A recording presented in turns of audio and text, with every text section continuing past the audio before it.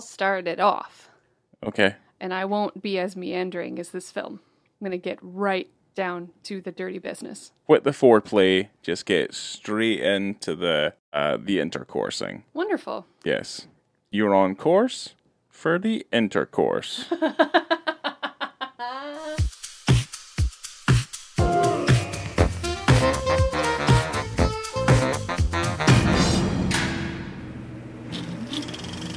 Well, hello there. Welcome to On the Beat, the podcast that uncovers full frontal male nudity in cinema. My name is Laura, and I am joined by my male escort, Ryan. Isn't prostitution great?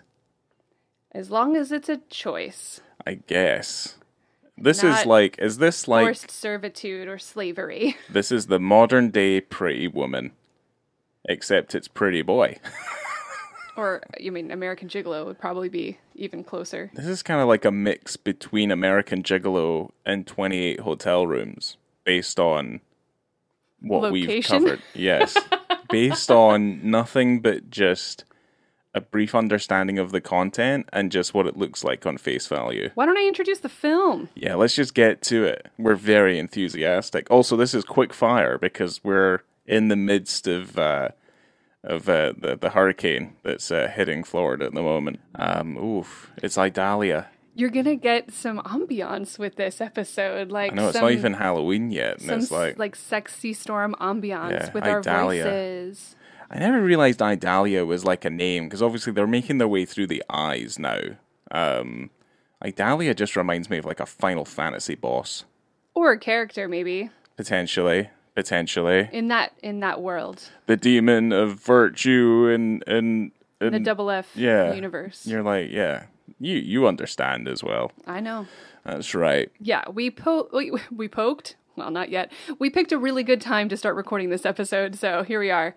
I'm excited. We are talking about the 2022 sex comedy drama, Good Luck to You, Leo Grande, starring Emma Thompson, Daryl McCormack as well.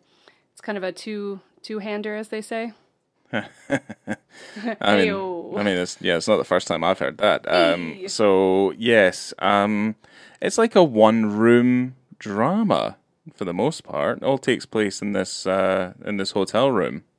I found it really annoying at the point in the film where she said, "Oh, I booked the same hotel room because I didn't want a change of layout," and I thought, ugh. It's because she's been written to be this like old lady. Yeah. You know, because old ladies don't like change. She's not an old lady. She's a wonderful, sexy, mature woman. Okay, right. Well, yeah. But this film was directed by Sophie Hyde, and I'm going to drop the synopsis really quick, and then I'll let you talk about Sophie. So the synopsis from Letterboxd is: Nancy Stokes doesn't know good sex. Whatever it may be, Nancy, a retired school teacher, is pretty sure she's never had it, but she is determined to finally do something about that. She even has a plan. It involves an anonymous hotel room and a young sex worker who calls himself Leo Grande. Ooh. And the tagline is, "It's never too late to try something new." That something new is a new penis. Yeah. I guess we'll get into Sophie Hyde, and obviously the writer, because the writer was familiar to me as well. So Sophie Hyde. She's an Australian film director, writer, and producer, and she's based in Adelaide. She's also the co-founder of Closer Productions. She's worked in TV. She's also worked as a producer. I'm not going to list everything that she's worked on.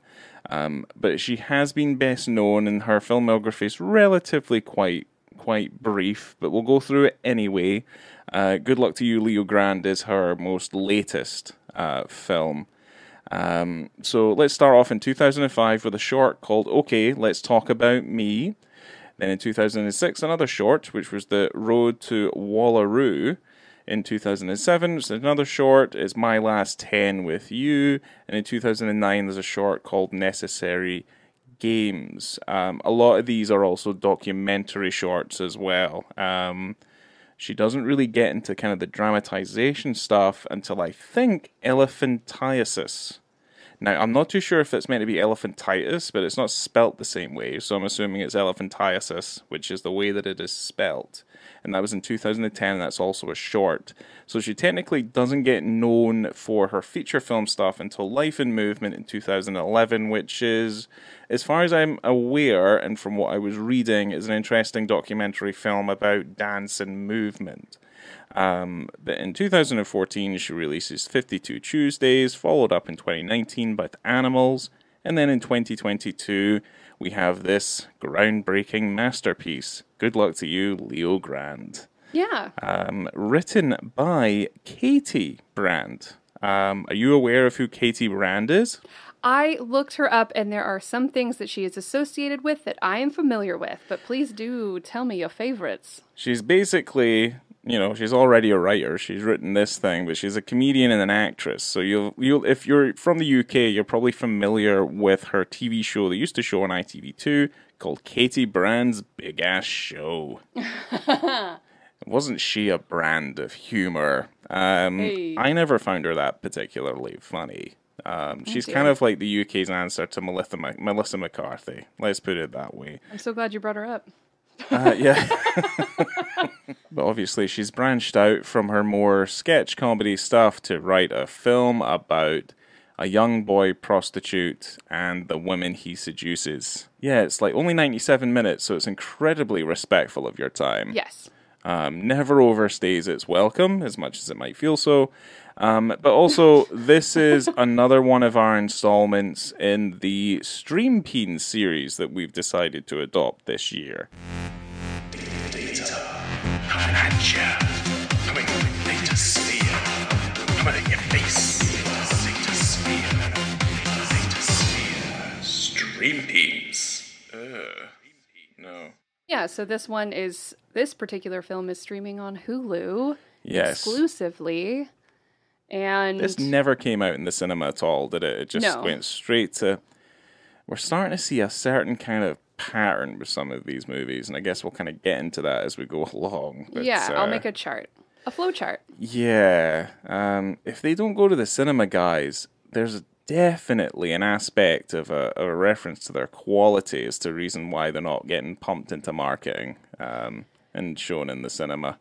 I'm not going to agree with that just yet because there's a lot of things I've seen in the cinema lately that have been trash. So it doesn't necessarily give me a stamp of quality. Most movies over the last 5 to 6 months, other than the notable exceptions, have all lost money or have not met the expectations that they were. So going to the cinema is not an expectation that a film is going to be successful, but I do feel like there's an overarching sense of the quality of the film that you're getting if you do go to the cinema. So this is just not...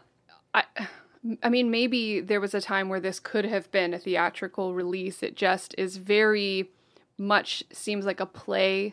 The market's very different close, now, yeah. And it's incredibly intimate. And then again, there was a movie that came out really recently that has a similar layout. Stephen Daldry movie. What was it called? Quarantine? No. The one with... Oh, boogers. I forgot what it's called. Yeah. I'll can look have it a up. look for it. I'll look it up, but I saw it recently in the cinema, and it was kind of this psychosexual thriller. No nudity, but same thing where you're in a loft or a hotel room, and you're just in there, and it gets incredibly claustrophobic, and I understand how these things are getting produced now because we're in a, hopefully, fingers crossed, post-COVID world.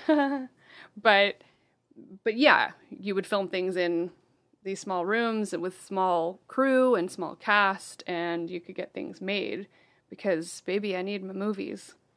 I think we were thinking of two separate films. I was thinking about the Stephen Daldry drama that was made, and it was all set in a house, and it came out during quarantine, and it was called Together, and it was James McAvoy and Sharon Horgan. So there is that movie. That's what I thought. I think you can compare the two. You can certainly say, good luck to you, Leo Grande. Could have been shot during COVID. because it's all pretty much all in one location, and it's, what it is, right? And the same with obviously Together, which is predominantly just it's like the filming of a 2-person play, like a set piece. This is very much kind of what this is. Yeah, the one I was thinking of is the Zachary Wygon. Like, I don't know. Okay. Gee. Oh, Sanctuary. Sanctuary. Yeah, you saw that in the cinema. Sanctuary, yes. So that right. is where I'm saying that this doesn't feel like it could be a theater movie, but then we just had one that came out very similar, not in style and not necessarily in content, but where you have kind of a claustrophobic hotel room. I think they tried to not make it feel claustrophobic. I don't feel like I'm trapped in this room during Leo Grande necessarily, because it is very bright. No. But but it does lend to being so intimate. There is a very great level of intimacy in the film, and I think that everyone does well with it. It lacks a lot of, I guess, like individuality in a sense of like being like cinematic, Yeah, the style is kind of not there. It's incredibly sedate. I'm trying to use nice words for the film, because obviously it is made in a very constricted manner, and I don't know why that is. Either because it has been written as such, or as because of what it had at its disposal. But it's very films of this type, which I think they're made better in Europe than maybe in this case. But yeah, there's just not a real sense of like I guess like drama, or you would think like if you're shooting in one space, you would try and utilize the space to the best of your ability. So you would do things with the lighting, or you would do things with the camera if you felt like that was going to be a restricted thing and the location was never going to change. But that doesn't really happen. It's kind of innocuous, and it's a little bit sleepy, and it really kind of rides on the shoulders of this script. And I don't know if this script is strong enough to sustain what it's trying to do and what it's trying to say. So it's an odd one. So I've got some facts about this, some little trivia bits. Some tidbits. The film was filmed in order over 19 days, and I think it took a while to find Daryl as the co-star of this film against Emma Thompson, because... Did they lose him, or what? They didn't... No, I just think it took... They took a while trying to find the Leo Grande character. Yeah. Right. Because they believed that if they had picked someone that was 30 or over 30, it would maybe seem a little bit aggressive. So they needed someone younger than 30. Right. And when they ended up auditioning him and they decided to take him on, Emma and Daryl kind of took a long walk together. They were supposed to have a Zoom meeting, but she goes, "No, I want to meet you in the morning. We're going to take a walk," and just walked and got to know each other, because they are being so intimate, and it is just between the two of them, so they have to have a chemistry. So those are my tidbits. I have more, but I'm going to save them for later. I can't just drop all my goodies right at the front. So, listeners, if you weren't listening there, they didn't do a Zoom call. They had a walk. They took a walk. So that they could work on the intimacy of their role. The movie is set up in 4 bits, essentially. So you have 4 different meetings of these two characters, where, as you have heard, Emma Thompson's character, Nancy, is a woman who is a widow, who has never had an orgasm, and she's tired of lying about it. Apparently her husband was trash at sex, and she never said anything about it, and she lived with him until he died. And she goes, I really want to learn about myself, and I want to know what this is all about, and I feel like I lived my life without knowing myself, knowing my body, knowing the pleasures of the flesh, the pleasures of her own body. Fucking pinhead in this room now. And she finds this little box, and it's like a music box. It's like Hellraiser. And no, I'm just joking. The gates of hell open up, and Leo Grande comes out. No. But this is essentially a journey of self-discovery for her character. I do feel like the Leo Grande character is just there in order to kind of guide her through this journey. I don't think he's responsible necessarily for her, for that self-discovery that she's going on. So, it's a lot of just back and forth. She's nervous when she meets this guy. Mm-hmm. She's never done this before. She used to talk about sex work at her job because she used to be a teacher.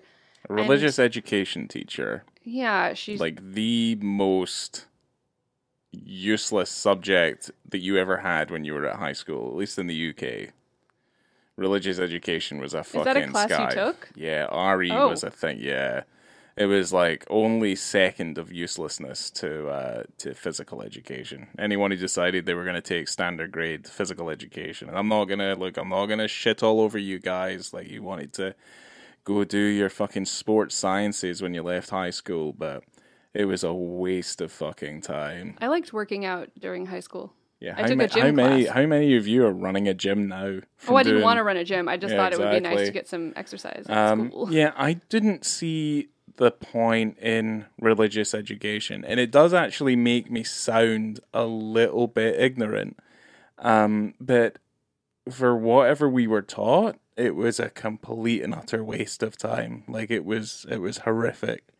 So for her to say that she's a religious education like teacher in that particular subject, yeah, I kind of I it's hard because she is so disparaging towards her kids who are still obviously living, and her husband who obviously just had a way of doing things and just liked a little bit of missionary, and then he would pop off to sleep.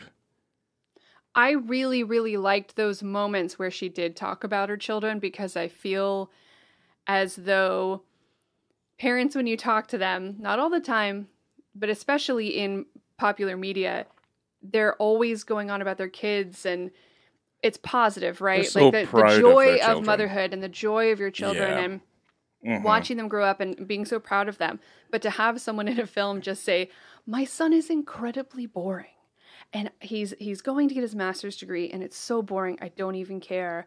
And her daughter's annoying, and she just, if she had known how it was going to be before she had kids, she never would have bothered. Is what she's saying. She basically says that it took over her entire life to where she doesn't even know who the hell she is.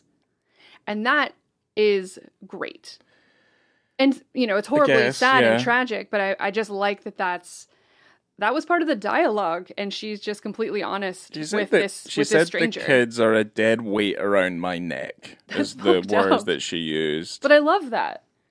Yes and no. It's also kind of like we're watching a film that's kind of set in the modern age, and I know like what you're talking about is that we're kind of straying away from that the idea of like the nuclear family, like the traversal of being an adult and meeting someone, having kids with that someone, having a house and doing that sort of thing. Like a lot of people, let's just say millennials, elder millennials, like they're not doing that.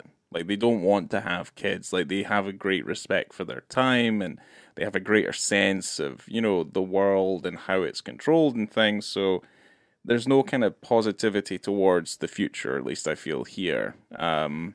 We're all having a really hard time. Well, I do respect the fact that she can be quite honest and things. But I did write this thing down, and I was kind of like, well, they're all her decisions at the end of the day. Now, we're never given any motivation as to, like, if she was coerced or if she felt like she had to go through with these certain things. Like, if she had to have these kids, did she have to marry this man? Did she have to have this career? No, of course. But, I mean, at the age that she is the age of our parents at this point. So you've got that boomer generation that it is just ingrained in them when they're young. That is what you do. These are the steps you take in order to become an adult. And sometimes you feel trapped in that. And until you figure out yourself, if you're given the chance to figure out yourself and who you want to be and what you want to achieve, if you don't get that chance, then you just kind of slide into what's expected.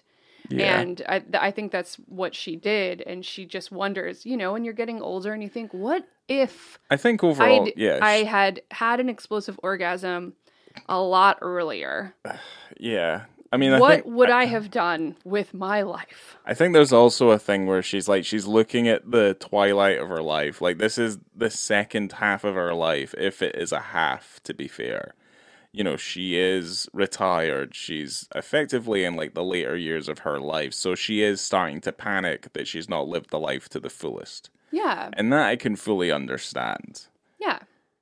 Again, I kind of feel like it's all her choice, you know, and I can't feel too much of a level of sympathy towards her, the choices she's made, because like many people, she's quite okay with just doing whatever she is that she's doing, and she'll just complain about it afterwards. It's a very British ideology. I'm not sympathizing with her. I just like hearing someone admit that maybe having kids wasn't the greatest choice, because for some people it is, and it's great, and it is the realization of all your hopes and dreams. And then other people are like, oh no, I made a huge mistake. And then what do you do? Yes. You're done, so you're stuck. So, but dear listeners, how does that sound to you? Does that sound interesting? Does that sound like it substantiates a 97-minute runtime? Oh no, this was just a comment in the film that I liked. Yeah. She did talk about it more, but I mean, this is more about her own discovery of journey, her pleasures. I guess. Yeah. Here's the thing. If Emma Thompson wasn't in this role, this film wouldn't be worth anything. It really wouldn't. I think Daryl McCormack does a very good job, but he's only good because Emma Thompson's there. Yeah, they're great at playing off of each other, and I think they got something going on. They do, yeah, they do actually get it. They do actually get that chemistry to work. There are points in the film, though, and I guess, like, I don't know if this is the way, because you mentioned it a couple of times as well, and you don't usually bring things like this up, where there's, like, weird music cues. Oh. At one point, I thought there was, like, a random squeal that I could hear, which was unnatural to the hotel room setting. There was a part where the music started up, and I looked around because I thought someone was playing music outside. Yes. And it didn't sound like it was coming from the film at all. No, it was weird. And I looked, I'm like, did you hear that? Oh, wait, it's the movie. It's the movie, yes. That has never happened before. Yeah, it was kind of weird. I kind of had these weird sort of low budget first timer sort of things in it where I was like, huh. Because there's another point where Leo plays music. Oh, God. And the music starts before he's obviously pressed play on his phone. And the music fades out before he's been able to stop it. Yeah, and he's doing those grand, big gestures with his phone. He's got the phone. His hand is moving large and wild. Tapping that phone, tapping play, tapping it on. Yeah. And the fact that you could tell that the music started well before, I'm like, oh, dear. It's like he's either switching his phone on or he's doing something, but either way, like, pick something. Like, make a decision of whether or not this tap is going to signify what would effectively be him starting to play the music, because that's what looked like it was happening. It's weird. Very strange. Like, kind of technical things that kind of you're just looking at and you're wondering, like, what's going on. And for the most part, the music cues and stuff aren't a problem. It's just that those particular moments, you do kind of wonder, like, what is it? What is that meant to be? Like, what is it meant to do? Because then it kind of then infects that moment. This meant to be quite kind of gentle and warming when they start dancing for, you know, they try and loosen her up a wee bit. But they have a lot of things to get through. They've got to do oral on him, oral on her. They got a 69 and they got a doggy style. So they got a lot to get through that day. It was, I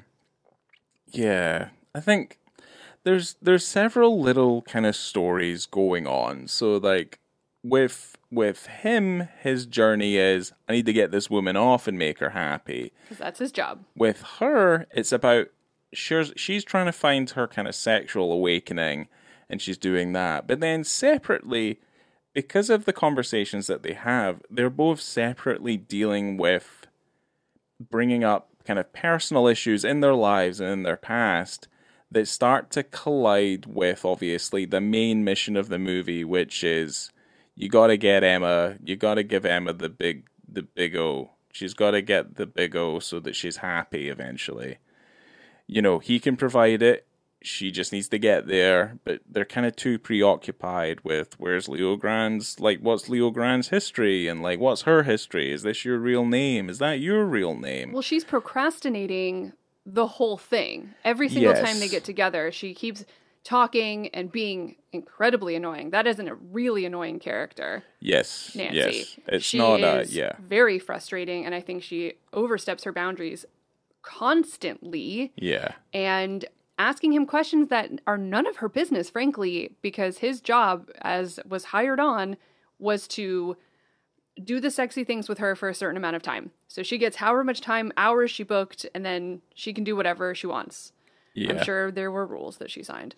But she just keeps bothering him about his family and his job and making fun of him and saying stupid things like, why don't you ever tell your mom what you do if you're so proud that you're a sex worker and you give pleasure to people? Why don't you tell your mom? And I'm thinking, are you nuts? She really batters this home over several different meetings, and it's kind of, it gets a little bit tired.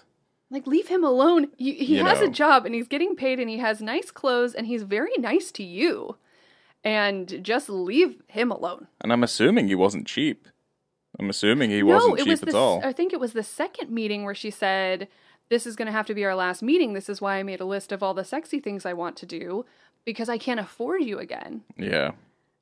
Was it in the second meeting that she brought herself up and compared herself to Rolf Harris because she didn't like the idea that she was going to have sex with someone considerably younger than her? I think so. Yeah, which is certainly a way that I have found in the bedroom. It definitely heightens the mood if you compare yourself to a serial child molester. She has had one instance of foreplay her whole life that left her unsatisfied, and then she's like a pump and go from her husband the rest of her life. So. Her husband's like a 3-pump chump. I mean, he's kind of just he's just not very good at it. And then I'm also kind of like having sex and, you know, improving and being better at sex. It's a two-way street as well. You know what I mean? Like, it's kind of like she can direct you and tell you to do certain things. He can direct her to tell her to do certain things. So, well, they obviously didn't have a great rapport or a dialogue between the two of them. None of that, because if they did, they would be able really... to. I don't know, if you're with someone long enough, tell them your Christmas kinks. Get weird. Yeah, it's just I mean, it works for us. Merry I think Christmas, Leo Grande. Yeah. It's weird. It's weird when those things start kind of being brought up. But the thing is like there are some genuinely quite touching moments in the film, I think. And I think there are very touching moments. Yes. There is some good bits in the film. And it's purely because of Emma Thompson and because it's Emma Thompson. And she's able to just take these elements and elevate them a little bit more, which I feel like in the hands of somebody else might not be. It's one of the shining moments in kind of, you feel like it's relatively quite stale, and she kind of elevates it a little bit. She's wonderful. But the whole film really it's permeated by a lot of sex positivity, and I think that's one of the most appealing things about the film in general, is because you have this young man who's with obviously this considerably older woman who just doesn't like the way that she looks, and obviously, it's due to aging, it happens to us all, and it's just about building her back up from the ground up. And then obviously, she's able to fuck everything up with her big mouth and saying all sorts of things. But overall, like, the whole thing is permeated by a really nice sense of sex positivity. And it's, there's really nice descriptions of, attractiveness and lust and, like, how do you navigate these certain kind of feelings if you've never felt them before, like all of these sorts of things. You know, and then when obviously they get down to the nitty gritty, it's like she wants to do a blowjob, he wants to get the pussy eaten out, they want to do a 69. Like, I guess. Well, she made a nice, concise list of all the things she wanted to try. She did make a very concise list. I think, yeah. I thought that was fair because she said she'd never done oral and her husband never did it on her, and yeah, she's like bucket list of sexual pleasures. I guess like there's this kind of relatively quite sizable generational gap between obviously Leo and Emma Thompson's character. I can never remember her name. I don't think it really matters. Nancy. There's an evident kind of generational gap between them because obviously the things that she's listing down, to kind of most people say like our age or even the generation below us or even certainly generations above us, like the idea of oral or 69ing or any of these sorts of things, they're not the most adventurous things in the world. They're relatively quite, they're part of the repertoire. Let's put it that way. So for this, I was kind of like, I kind of respected that because it did end up kind of, it illustrated the generational gap sexually between obviously from what she's grown up to know and obviously what he's grown up to know. And obviously he's very sexually adventurous because he's a gigolo, Yeah. So he knows. Well, he knows all the things. What I found weird was how often she complimented him on how what's the word I'm thinking of, but like professional and kind and caring and knowledgeable and really holding her hand through this whole process. But there are several times throughout the film where he and not counting the time where she's acting not okay and saying because there's a moment where she mentions to him that she looked him up online and found out what his real name was and found out all this stuff about him. Kind of fucked up and stupid. Yeah, I mean, that's you have to have a breakup to get a resolution, right? It's like right in the middle, just before potentially giving a blowjob. Yeah. Yeah, it's like, oh, I've been looking you up online. I know exactly who you are and stuff. I'm going to speak to your mum. Yeah. Like, I'll talk to your mom. I'll tell her how good at sex you are. Like, stop. I hated it. It made me so mad. Yeah. But there are moments when they first meet that makes me think he is a fresh sex worker. Like, maybe he just started, and I don't know, because she goes to get into her sexy clothes on their very first meeting, and he's just sitting there, and he's trying to look cool, right? And he's kind of like unbuttoned his shirt, laying on the bed. He's still wearing socks, which, God help me, no. And then he just decides to go into the mini bar. Would you still fuck me on the bed if I had my socks on? Probably. My big stripy socks. Those are nice socks. But no, I mean, this is like, if I'm paying a prime dollar for this experience and this dude's wearing socks, no. Oh, right. Okay. I see. Like, I'm paying for a fantasy here, and socks are not involved in this fantasy. But he goes to the mini fridge and grabs what looks like a little whiskey out of it, chugs it, and then grabs a Mars bar from the fridge and starts chowing down while she's getting dressed to get sexy.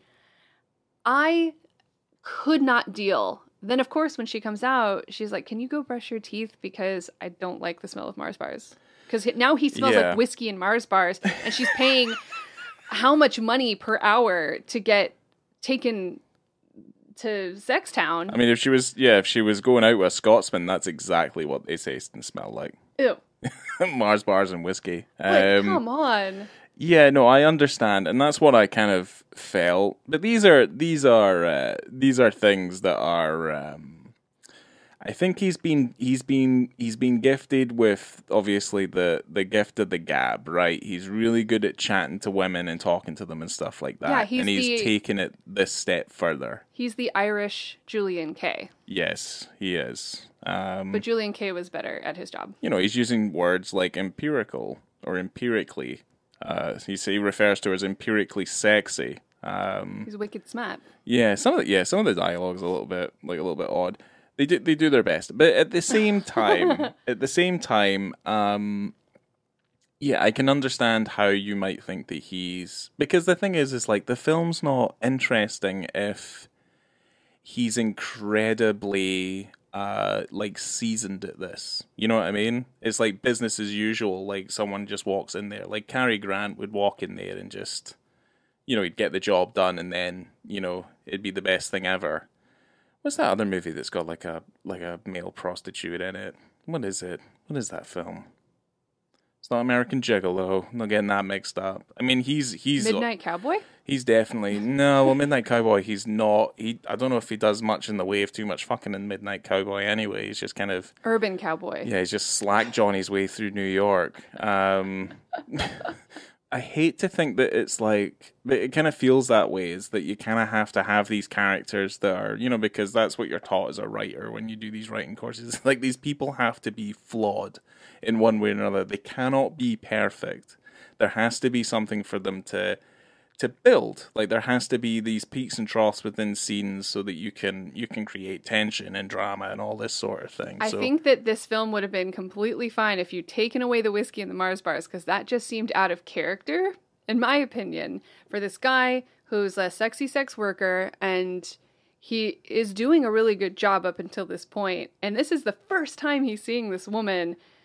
He did get repeat business from this, but that's not typically how you would do that. But I think you could have had a flaw just by him talking about his family and talking about his past. Might have been enough, yes. That's anyway, what I mean. The Mars bar thing was gross. But I think it was I think that's what that was supposed to be, though. Fair. Absolutely fair. I think that's what that's supposed to be. You could have chopped out a good 60 seconds if you just didn't do that. You could have, yes. The film itself, we minutes. could have, what, do you think the film could have been 88 minutes? That could have Hell been okay. yeah. Yeah. Ooh, it's even sexier. Yeah, you just 88 stream minutes. right through that bad boy. Yeah. So, I kind of feel like, it ends up kind of turning into script writing 101 when they do things like that. And you are kind of, when you come out of a moment like that and you're slightly confused and you kind of don't really fully understand why they've done that, because again, the resolution of that moment is that he brushes his teeth and then he just has to work a tiny bit harder to just get to the destination point, which is, he's going to make love. He should have had lunch before he got there. That's all. Yeah, he probably should have done, or at least not bitten into her hotel bill by getting it, because that Mars bar was probably about £5. Absolutely. At least, and obviously that whiskey was at least £12. Absolutely. But no, here's the thing: by the time they get to their third meeting or something like that, she's calling him the master of the menopause. Which I didn't like. Nope, didn't like that either. I really didn't like it at all. Not at all. Yeah, it's kind of... I've written this down in my notes. I'm like, the film is a little bit sad in its frustration that it causes. I think that's kind of the thing that I have against it. There is some genuinely touching moments, and I'm not going to lie, some of them are really touching moments, because you can tell that this woman feels like she's not lived her best life. And she really wishes she did. Yeah. But there's other times where you're like, you're so fucking annoying. Like, you deserve this because these are the choices that you've made. You'd made these choices. So, it's like... I love that this woman is taking her life and her... She's taking initiative now. That's at least, admirable. It took her a long time, and she's realizing that maybe this is how she's going to get it done. Because she said, I can't get a man like you in the streets. So I had to pay for it. Okay? She didn't want a man her age. Get you in the streets. I will get you between the sheets. She goes, I didn't want an old man. I want a young, tight man. I want a man that's all taking care of himself. Yeah, he's taking care of himself. He's fucking young. He's in his 20s. Of course, he can maintain a physique like that in his 20s. We're in our 30s, and we struggle with trying to maintain any. Incredibly difficult. Oh, we're like jelly. I feel like a jelly boy. Don't call me jelly. If I went to the gym in my 20s, as much as I go to the gym now, I'd be some sort of bodybuilder. I'd look like Linda Hamilton. Sarah Connor. You would be like Sarah Connor. I would be Sarah. You'd be yes. cleaning out an M16 in the desert and writing. So hot. Yeah, you'd be writing that message that they do in T2. And here I am just trying to stave off the inevitable. That's all I'm doing hour after hour, day after day. This guy in your 20s, you could do whatever. You could just eat one less piece of bread and then be cut. That's what he does, probably. Potentially. But also, he'll have the I mean, what's the word? The virility of a 20-year-old, you know? Like, he'll find it a lot easier to get his jollies off to, say, people he might not normally be attracted to. That, you know, he can quite easily kind of switch his brain off and, you know, get the job done. Are you saying that because she's female or because of her age? I think he has to do a variety of different things, and he will come into situations where he's gonna stumble across someone that he's not sexually attracted to. But I think as a 20-something-year-old who's quite virile, I think he's able to kind of work with it a little bit. That's from me knowing people in my 20s. I was a little bit pickier, but some other folk I remember I'd be like, whoa, that's rough. Well, I think that's probably why he's well suited to the job and the task at hand. Yes. So, because he's down with anyone, anytime. With anything. Yeah. Yeah. So there is a point later on, and it does make me question the depth to which he's kind of taken this role. But like when he goes to get the sex toy, and it's just like this little vibrating tongue ring. I was like, really, that's it? Yeah. You're like, okay. I thought about that. I did think about that because when he goes to get that tiny little vibrator that looks like it came out of a gas station bathroom quarter machine, I thought, that's not going to do a damn thing. Well, you know those things come out of, like you get them out of vending machines in the gents' toilets and pubs and stuff. That's what I said. Yeah, those little vibrating ring things. Yeah, so you grab one of those bad boys that he picked up on the way over, and I'm like, that's not going to do anything for this woman. But then I thought she hasn't been fiddled with enough downtown, so she probably would work. Probably would work. Yeah, he's like pulling out a massive dildo. Just gonna. We've got this. Pull out a Hitachi. But that would probably send her into a full stroke. Potentially. There is that issue. She would stiffen up and she wouldn't be able to breathe and she'd have a full-on panic attack. That's why you got to take it slow. With that tiny little vending machine vibrator. Ooh, dear, oh dear. Ruin anyway. Life. That's not to say that when things start to happen, they aren't a little bit sexy. Emma Thompson's very good looking. Yeah. But here we are. We're at the dick scene now. 1 hour, 32 minutes, and 45 seconds. So this is during the fourth meeting, okay? The fourth and finale. The finale. Meeting between these two people. And this is, I believe, after the point where they've done all the things. So they've been all around that hotel room, dirtying up all the pillows. They've been doing a doggy style over here. They've been doing a 69 over here. They've been doing upside down weird stuff. Like, they're all over the place, okay? They're in such a rush to, like, the filmmakers are in such a rush to get this done that then we get to this moment. Like a sex montage of positions. Yeah, it's so brief. Like, so unbelievably brief. The build-up has been quite long, but I do understand why they're doing it because the character's been so completely uptight the whole time. Yeah. So she hasn't been able to just release the dragon. He keeps asking her, did it happen, didn't it happen? Because she had been wanting to have an orgasm, but she thought it was too much pressure, right? So that's why she made a list of, these are the tasks I can accomplish. I can accomplish a 69.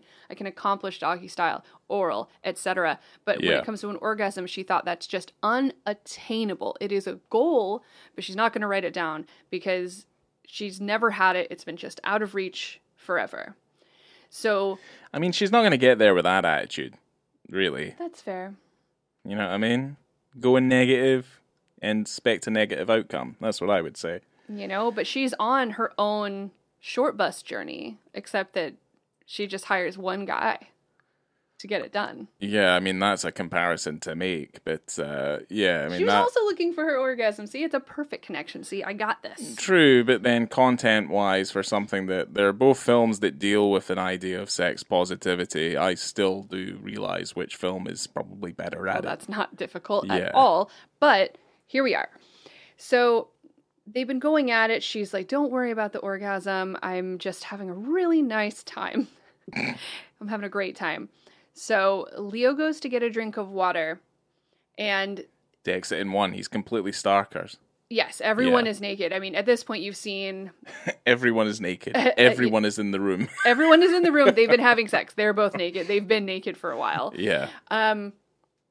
So this is when he turns around. So this is when he's about to go grab his tiny little vibrator. But as he turns around, Well, he does a voyeur's thing. Like, he takes a condom off. yes, he So he does. takes a condom off, and then he throws it in the bin, and then he obviously has the drink of water. Yes. And his bag's to his left-hand side. And this is all kind of like in a mid... I guess it's like a mid close-up sort of thing. It felt like it was slightly wider, but... It did feel wider, but because of where the camera was, like, Yeah. it was higher up on his body than it should have been. You're going to find a lot of comparisons to that moment in the voyeurs where it's kind of like they do a very good job of just, like, hiding most of it, really. They've hid... This is the first time these two characters have been naked together where Yes. we've been involved. Yes. Because every other time that they've had sex or they've done anything together, It cuts away. it yeah. cuts away, so you're at your next meeting. This is the first time, everyone's naked, you're seeing everything happen. So now Yeah. it's like we're welcomed into their sex pod and watching everything unfold at this point. Yeah. But you're right. So it's kind of in that mid-wide type of shot, and he Yeah. turns around to go to his bag. It's basically framed And- in such a way that if it needed to tilt up rapidly, just in case, it has the room to do that. It did seem that during this whole part that they Yes. were shying away from it. They 100% were trying their best to Well, no, make I mean, sure. if they were trying their best, they absolutely could have cut out that dick. That penis didn't. Not that I'm saying it didn't need to be there. It needed to be there. They gave you a little bit of a But- taste, but you didn't get access to the buffet.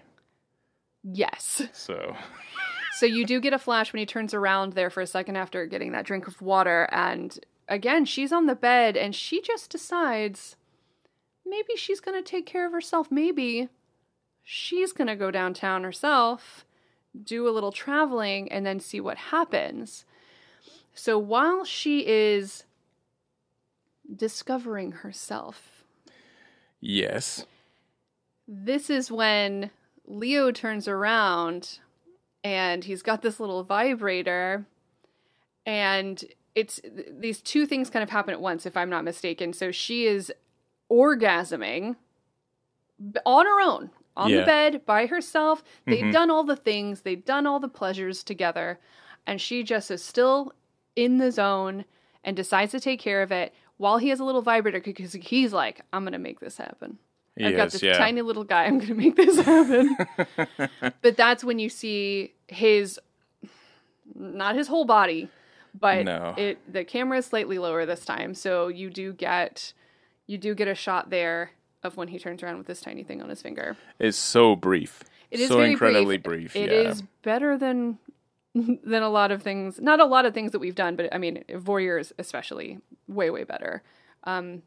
It's not a blink and you miss it moment. It's there and you see it. Yeah. But if we are, which we'll break down when we do our ratings and stuff as well, but I think in terms of how we typically see and rate these things, in terms of balance and honesty, balance is off. The balance is way off. I'm not going to Certainly say when we way, get to- but the balance is well, yeah, maybe like a 75% Emma, There are points. 25% him. Yeah, there are points where you do see probably more of Emma Thompson than you either need to. It's a weird set of circumstances when, you know, like if you felt like everything was relatively quite balanced and it felt kind of free and open, then it would be okay. But then you're kind of just like, oh no, it's mostly just Emma Thompson getting But naked it's all in here. this one scene, so it doesn't feel like it's spread over the whole film where she's naked all the time and he's always taking her clothes off. I mean, It's just in that one end final meeting. I mean, there's the point earlier on in the movie where he's gone down on her, and she goes to put her pants on, and that's all seen in a wide. You definitely see stuff there, like it's unavoidable. I didn't catch it as much as you did, but I do remember that moment where I was like, "Oh, damn." Yeah, so, there are points where you're kind of just like, okay, well, we need to, here's the thing, and I think this is very important, and I think this is something that I think I liked American Gigolo for, is that I wanted to get a sense of why this guy is what he's, like, why he's doing what he's doing. Like, why is he a sex worker? Like, he is built for the job that he needs to do. And you need to see that in order to believe it. And we don't really see that. No. We really don't. She says a lot of nice things, but you don't really see it as There's no much. proof. There's no proof that he's good at what he does, other than She keeps hiring him. a woman who is sexually inexperienced keeps on hiring him and says that he's doing a fantastic job when she's got no other frame of reference. Yeah, obviously he's going to be better than Of course, 3 Pump. yeah. But like Husband. but like I say, that I mean, we get to the end of the movie where I guess she finally has a positivity about her own image, and she looks at herself in the mirror completely stark bollock naked. So if you ever wanted to see Emma Thompson, who, at this time currently, you want to see her completely naked, then this is the movie for you, I guess. I can appreciate the body positivity here. So it's body positivity strictly for Emma Thompson. Or her character, not Emma Thompson. Emma Thompson's character, Nancy. So, you got this chiseled boy. Like, forget it. He doesn't need body positivity. He's fine. But it's a story about getting older, and you can still figure out who you are, and you can still have a good time, and you can still have experiences, and accept who you are, accept your body, accept your desires and your pleasures, whatever they may be. And I think that's nice. She has a little smile, and she's like, yeah, bitch, this is me. And I'm into it. And she's finally accepting, like Nancy's finally accepting herself, who she is. And, this young man kind of helped her on that journey. But, I think she inevitably was going to get there on her own, whether or not she hired a sex worker. Yeah, potentially. The body, the image, the positivity, all that sort of thing. Like, I don't have an issue with that. It's just kind of like, it's like I'm seeing a lot of Emma Thompson at this moment in time. You know what I mean? And I'm like, okay, like, you can get a greater sense of, like, the positivity she's now exhibiting from the beginning of the film to the end of the film by her wearing her clothes, by her attitude, by certain things that happen. Now, obviously, they have to fuck. Things have to happen in order for that, and then that's a very literal, very physical way of telling us that she's moved forward, like she has progressed as a character, right? But we've already kind of gotten a good hint of that from each of the meetings that have happened, where her makeup changes, or the way that she dresses is different, where she's not so buttoned up, she's kind of a little bit more open and expressive, and those sorts of things happen. So I don't know if we really need that end moment the way it is. Just for me, personally, I was kind of just like, oh, you're just kind of milking it a little bit. I think what I like is that it's nice to have different types of women on screen. And if you're going to do nudity, I think it's nice that you have different ages and shapes and, I don't know, styles of women and men that get out there. And I think people, and not just women, are bombarded with images of people looking really nice and good all the time. And, there's no imperfections and everyone's young, but that's not the case. That's not reality. And it's just nice seeing, like, a different representation of a woman naked in a film that you're like, and it didn't bother me at all. I thought it was nice for the character. I'm gonna say that this is nothing new though. Like this generational gap, this sex positive, like this is nothing new. Like I was thinking about, in About Schmidt, I think it's Kathy Bates, and there's the scene with the hot tub. That's something that I feel like you've got two actors who are obviously very old, and you're seeing they're completely naked, and they're acting as if they're still young, and they're the way that they look does not directly reflect how they feel as people on the inside. But that scene was also played for comedy. It is, but then there's another film out there called The Mother, which is with Daniel Craig and I think it's Anne Reid, a Roger Mitchell movie, where Daniel Craig seduces the mother, who's Anne Reid in that movie. And she starts to have a different perspective on how she looks and how she is, and her age is no longer the kind of prison that she's put herself in. And that's nice. Well, it's a slightly more nefarious thing, because like her family find out and they're like, "What the fuck are you doing with my old mother?" It's kind of like that. So this isn't new.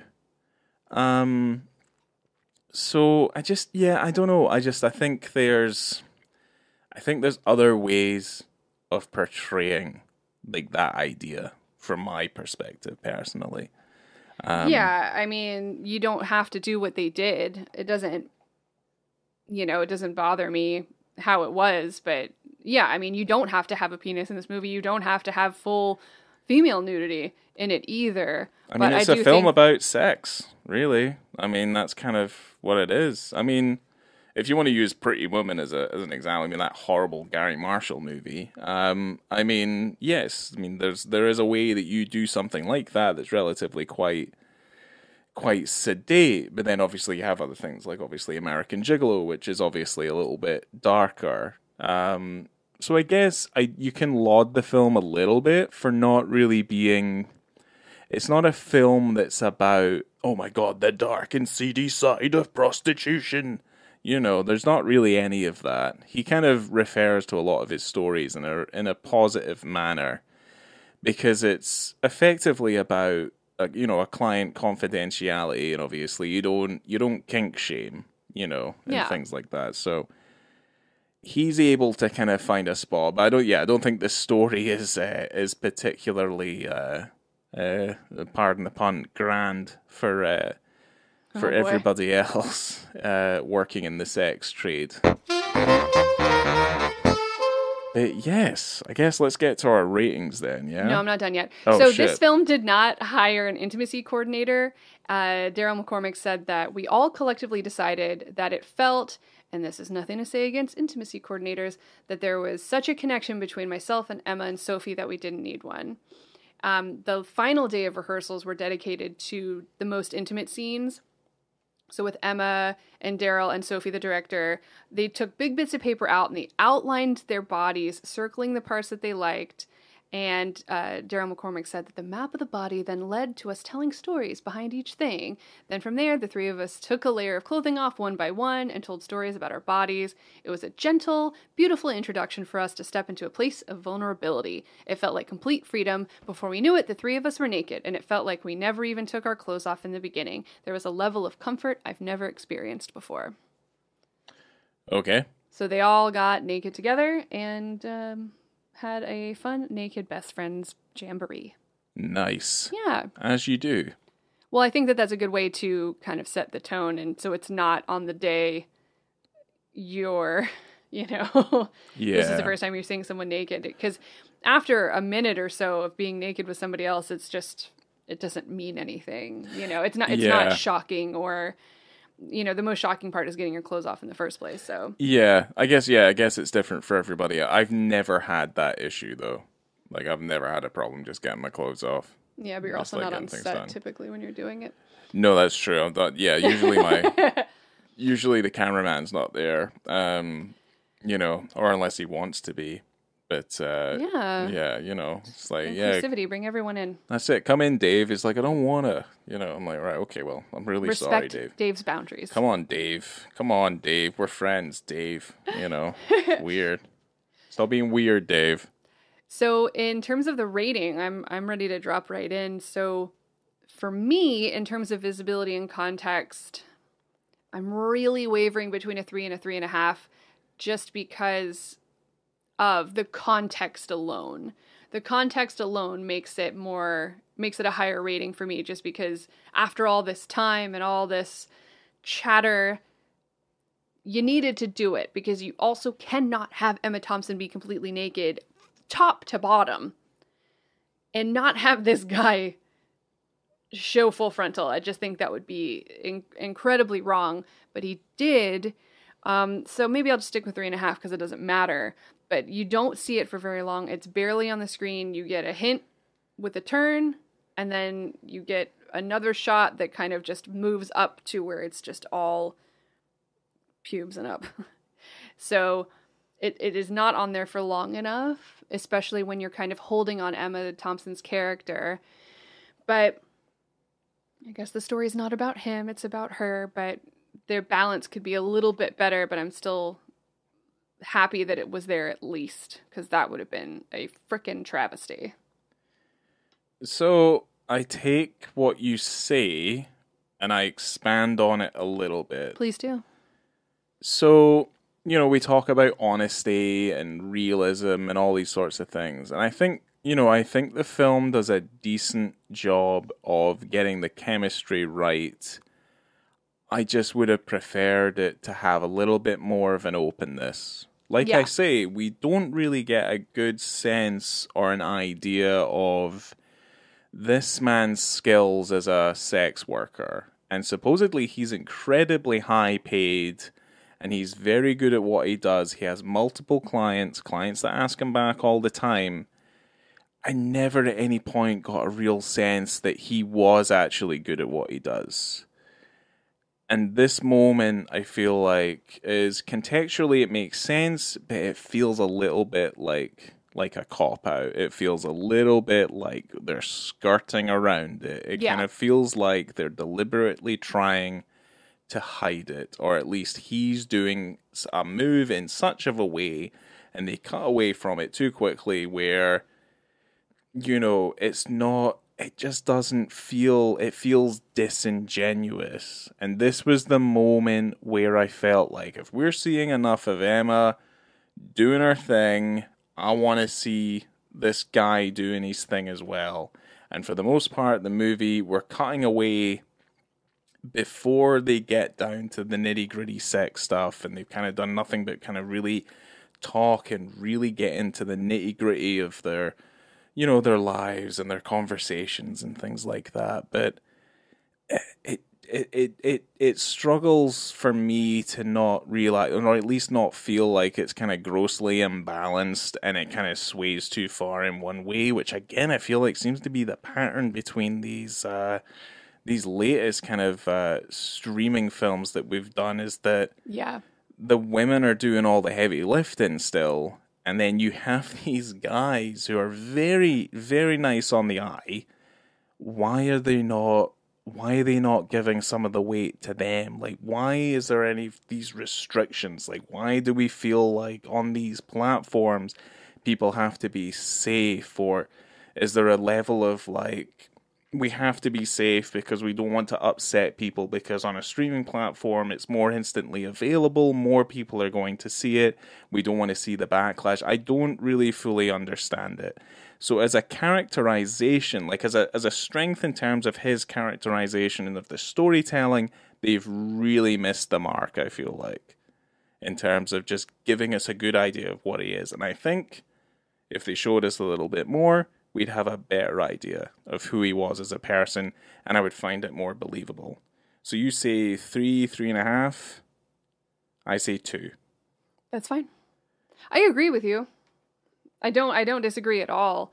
I think that is a big problem, and I don't know who's to blame. I don't know who's making these decisions to cut away and to be shy about that when you are given, from what I understand, a lot more freedom in terms of what your content and what you're putting out there. So I don't think that like the material itself is inherently quite, filthy or trashy. No. It requires there to be like this because it goes far enough, at least with the sex in general, to where, it is a little bit more realistic and they're dealing with like real life aspects of, say, how does a young man have sex with a woman who's is a little bit older than him, and obviously, very realistic practical things, doesn't have the flexibility or the the staying power of as someone who's in their 20s. Like that is something that they at least kind of try and show. But at the same time, it's like, yeah, Emma Thompson's doing a hell of a lot of the heavy lifting. Yeah, but they knew that going in. She was always gonna do that. With Probably. the film and for everything else. So I guess. It's just a real shame. And I think honestly, if it's not Daryl's decision for that and for what we see in the film, then he's honestly done a gross injustice to that character. I do not think that it's him at all. No, I think he's just been put in a little box, and it's like, look, you can't act outside of this box. You have to be this version of the Leo Grande character. We can't have you going too far outside of the realms of possibility. And I think more than ever, just looking at some of the films that we've covered, certainly these modern films that we've covered, conservatism in cinema is coming back in a real big way. Yeah, it absolutely is. Even though we feel like we're gaining freedom, we are not. No. So in terms of the film, I'm going to go with a 2.5 because it's not, and that's right down the middle for me. It's not bad. I don't love it. I don't want to watch it again. Yeah, this is on a 5 scale, so you think it's slightly above average. Yeah, it's maybe more of a 3, but 3 sounds too high because it's a little generous. It is generous because I don't think it's that great, and I do think I like the things that happened in it. I think the story is nice and the message is nice, but I'm not in love with it. It's fine. That's how I feel about this film. Yeah.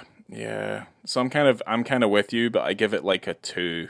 And I dock it more, the same reasons you have it, is like the film is fine and it has a relatively okay message, and I think it's a good message for the modern time.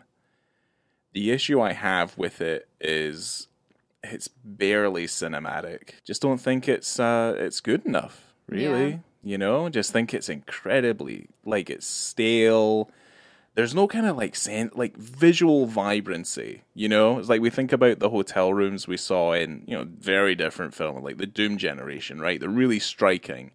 Obviously, the style and stuff of that movie is very, very different to what we're kind of dealing with here. But you're kind of just like, these are people who, a woman who's talking about the banality of her life, and we're kind of surrounded by banality for the entirety of the film.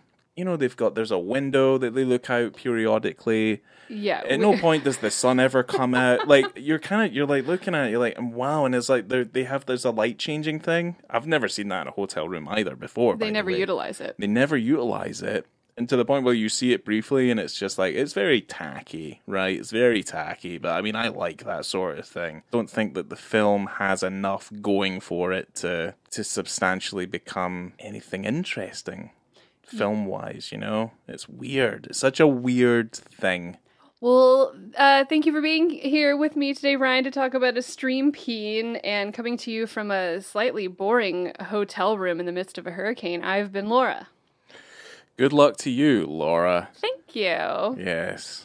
I was Ryan. Yes. Good luck to me, I guess. Good luck to you. Yes. Bye-bye. Bye.